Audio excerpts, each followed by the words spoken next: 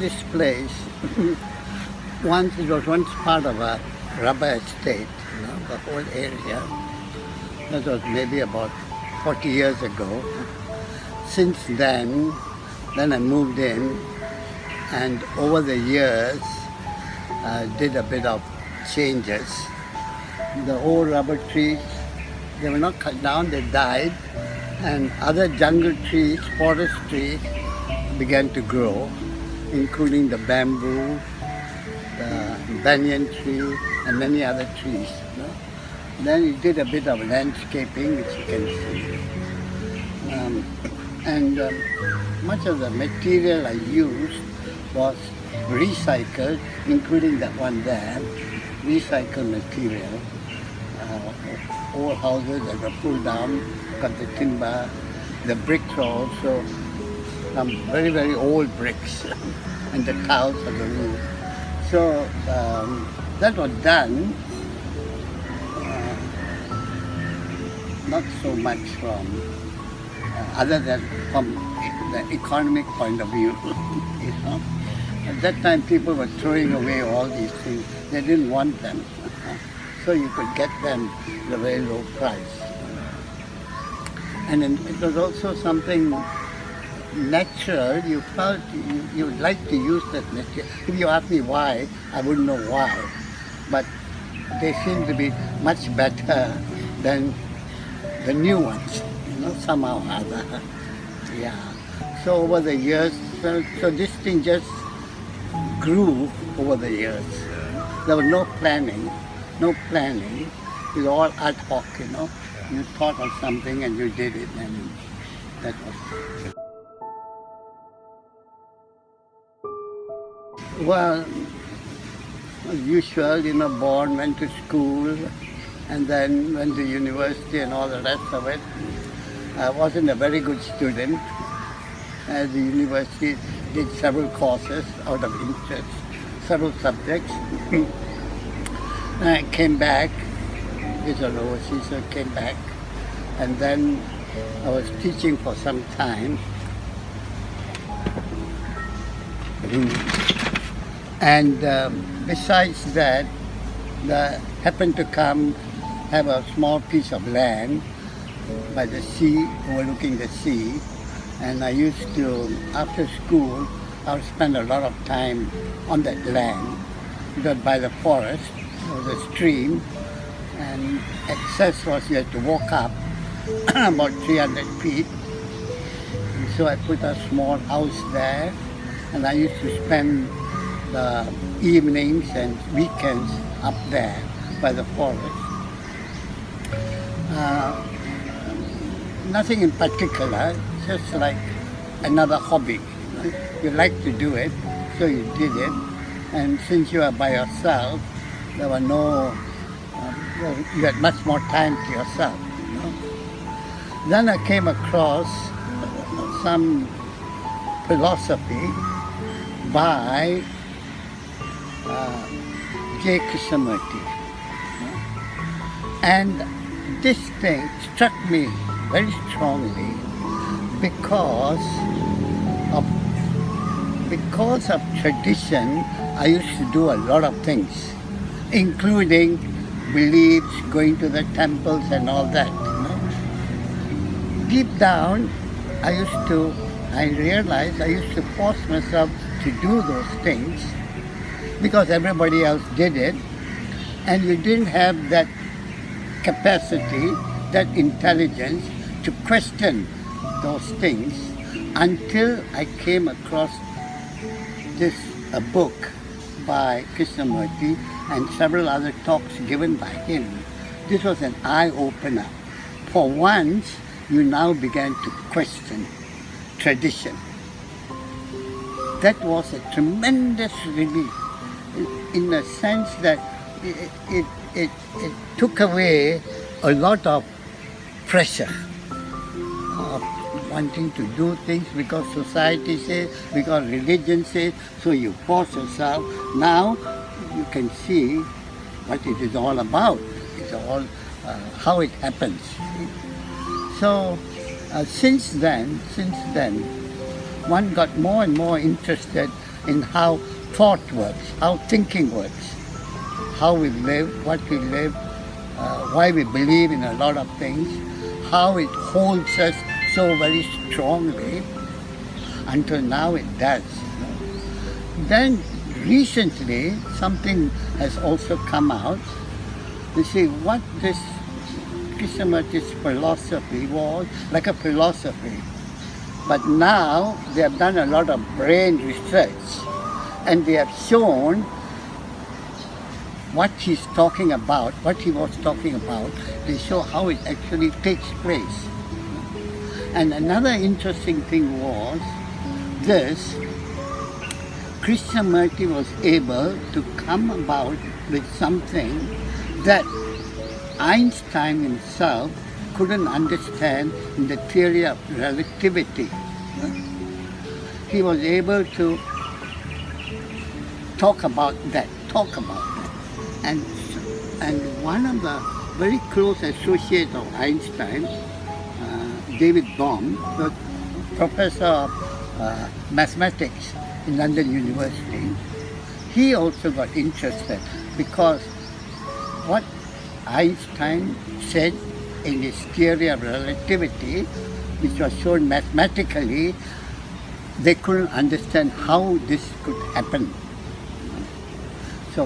So he met Krishnamurti and they had this. So, cut the story short, I think very, very fundamental is we have to understand how thought works, how thinking works, because we are always using our thinking. We are using thinking about which we don't know, which we don't understand. We don't understand our thinking process. So if our thinking process is wrong, everything else we do is going to be wrong. And the state of the world today, where the whole thing is crumbling, is a result of man's thinking. Man has created this devastation in the world. So the whole of nature is gone, the soil is gone, the air is gone, the water is gone, everything is gone because of man's activity. So understanding oneself, I feel, is very, very fundamental. Talking about J. Krishnamurti, Yes. I have come through one of his books where he says, the searcher is the searched.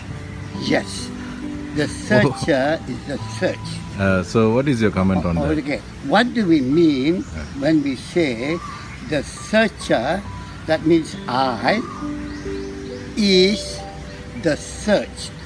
No, they put it in another word, in their this thing, the observer is the observed.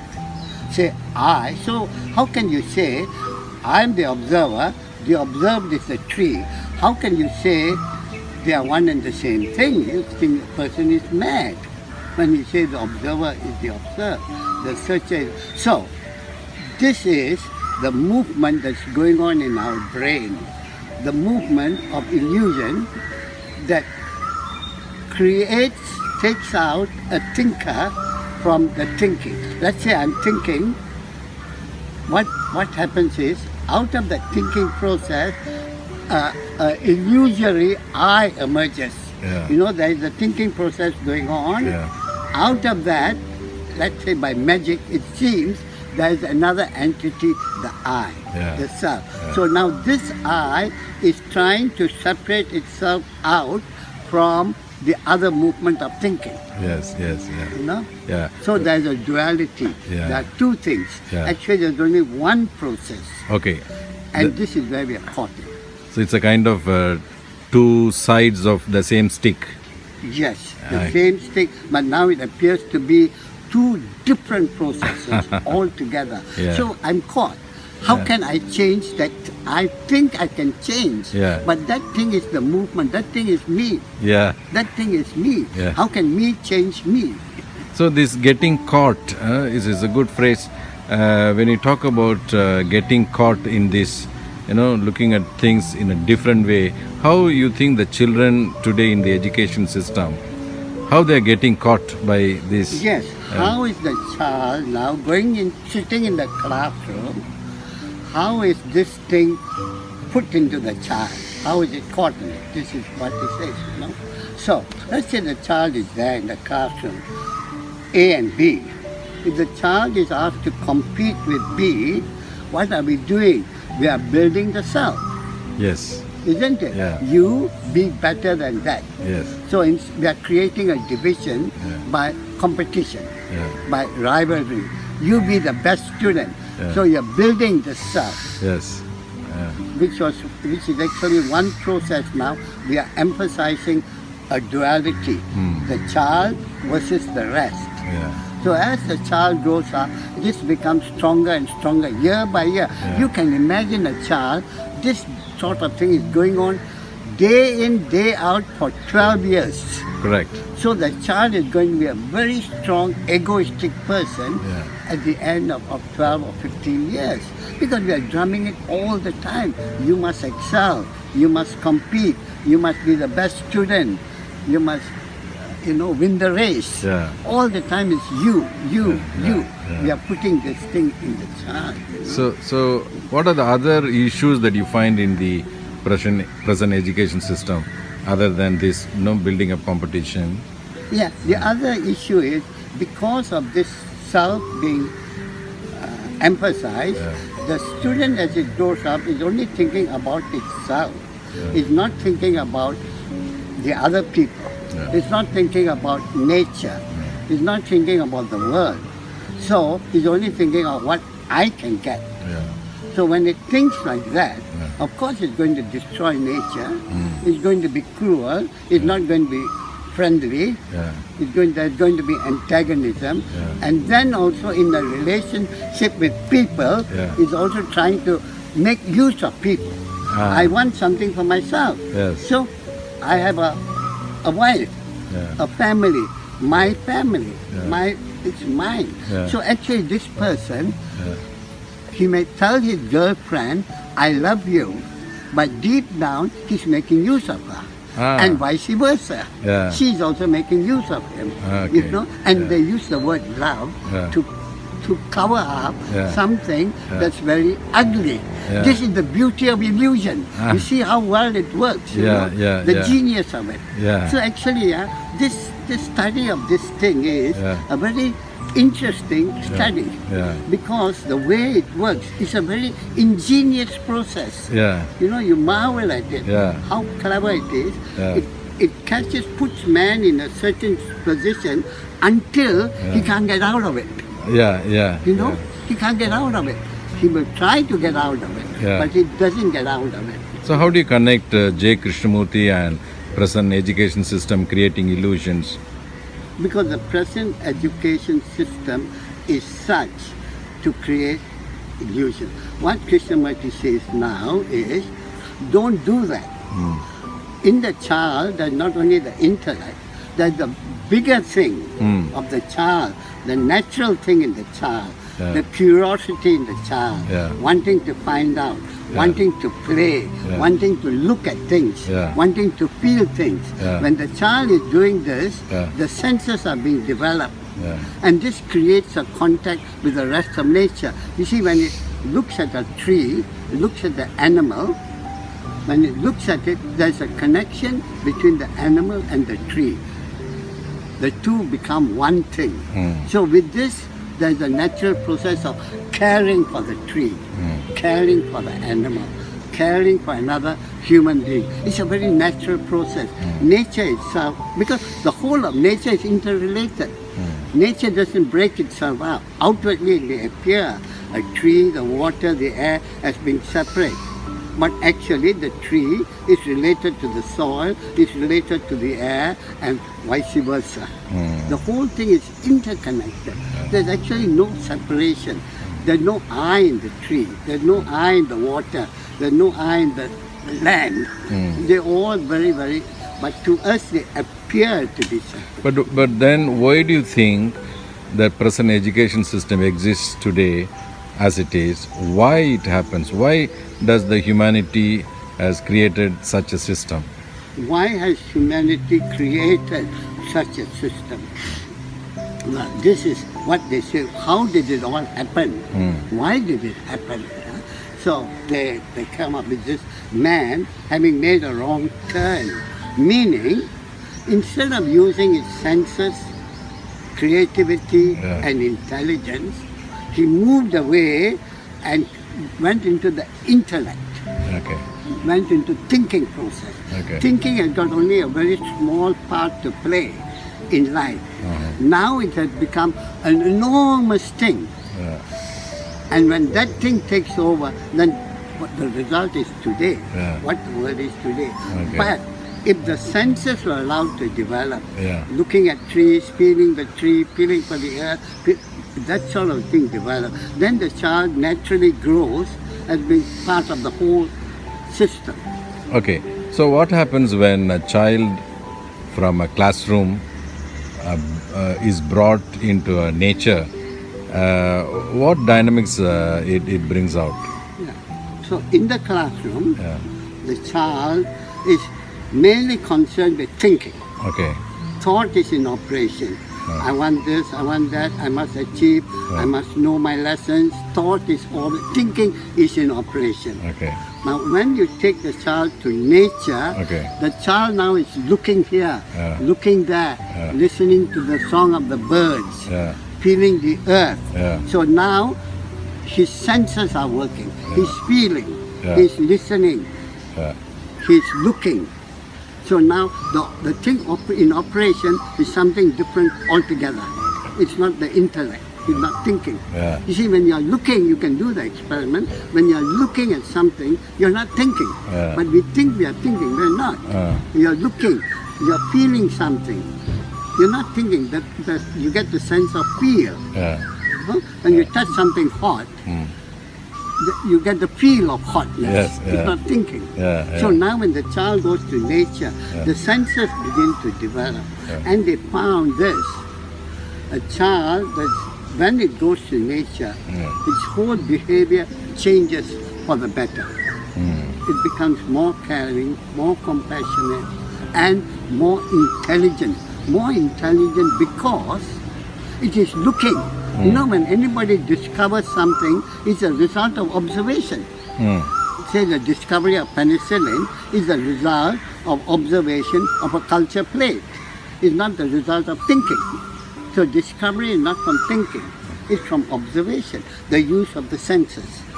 So Do you say thinking is bad? thinking has its place, because I must know how to go from here to there. I must use thinking. I must know how to cook, how to wash my clothes, how to keep the body healthy. So there is that part of thinking. But now what have we done? We have used thinking in all our relationships. You know, when we meet people, so we are always using another kind of thinking, a psychological thinking. You see, this thinking, psychological thinking, is different from the thinking of how to make a cup of tea, how to cook. But when I meet another person, a boy meets a girl, now his thinking is different. The girl's thinking is different. And the man wants to earn money. His thinking is different altogether. What can I do to nature? How can I exploit nature? How can I exploit another person? Now he's using psychological thinking. So you say that a good education should be a combination of thinking and also all these feeling and sensing, like looking, hearing, and all that sensing. So it's thinking, feeling, sensing is a good combination of good education? Yeah, of course, yes. More the development of the senses. Because you see, nature is the educator. Why? Nature puts a tree, let us say a seed, on the ground. Then nature will ensure that the seed will know how to grow. The roots will go down, the shoot will go up towards this thing, take water and all the rest. The tree doesn't have to be educated in that sense.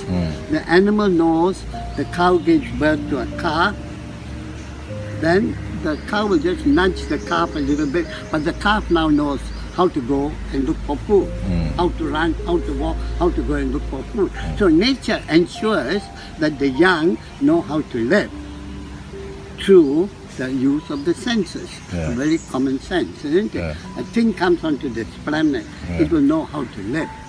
So with the human being, the child will have its own intelligence. How to beat that intelligence? You can't. It's such an enormous thing.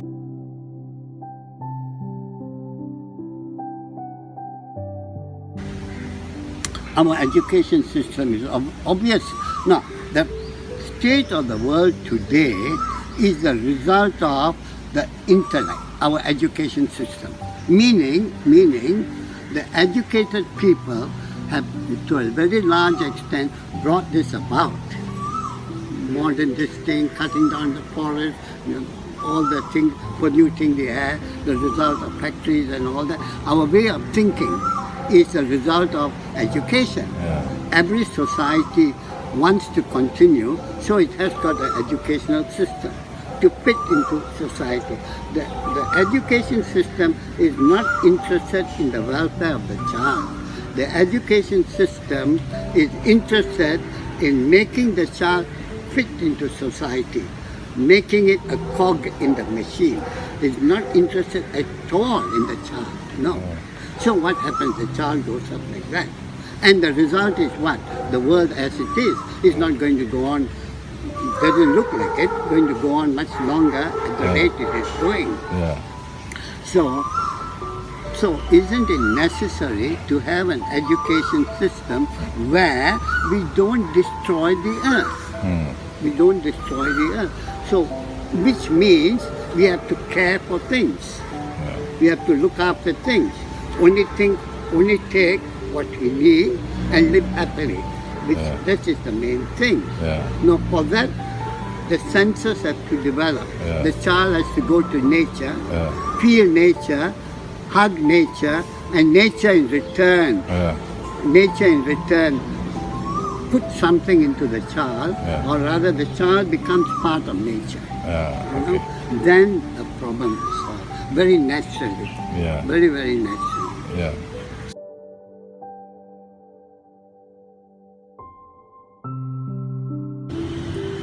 They can make full use of it, but the problem is this, they don't want to. But if you told them, look, you can make this place, have a restaurant here, make a lot of money, they'll all come. Many people have come. I asked if they can make this place into a restaurant. The developer next door has come. He said, can I put high-rise buildings here? For that they will come. He said, bring children here. So that is why I think, even though it's a small scale, even on a very small scale, it is absolutely necessary to have a different kind of education. Anything new will begin in a small way, in a very small way, very, very small way. Anything, because it's something completely different from the traditional thing. So not many people will be interested in it. And governments will not be interested in it as well.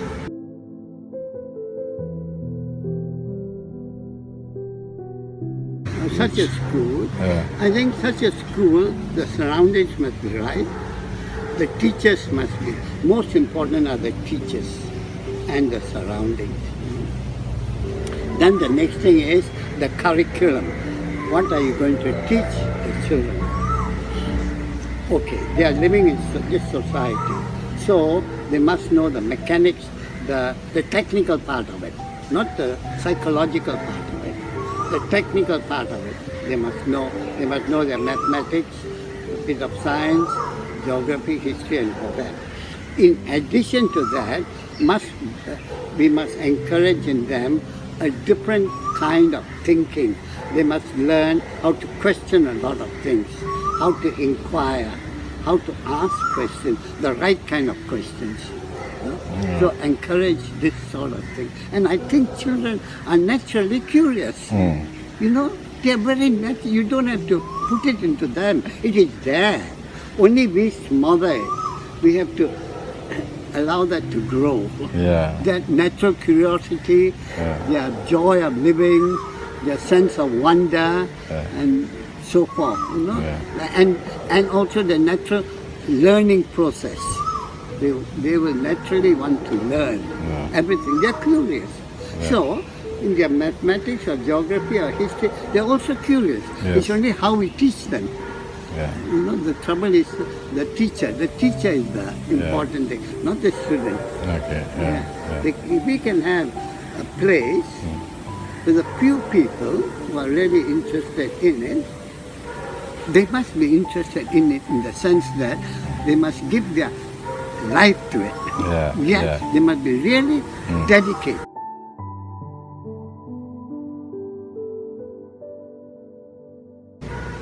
The young tree growing up just grows. It's not concerned about anything else. It just grows. Now, what is taking place in the tree? It's the movement of life itself, isn't it? Correct. The child is born. You don't have to tell it how to stand, how to walk. You don't have to tell the bones how to grow. We don't have to tell the heart how to work. Life itself is in operation, isn't it? Life itself is in operation. So that intelligence of life is now telling the heart how to work. That intelligence of life is telling the child how to walk. You don't have to teach it. It will know how to walk, how to run, so there is that natural intelligence, isn't it? So that natural intelligence, if we allow that to operate, the trouble is we don't allow. We are too scared. We think we have to tell the child everything, from how to get up, how to do this, how to do that, everything. We have to tell the child. So can that natural intelligence, can we allow that natural intelligence to work in the child? Okay. When that works, then no matter what the problem is, that intelligence is in operation. How can there be anything greater than that? That's a genius. That's a genius.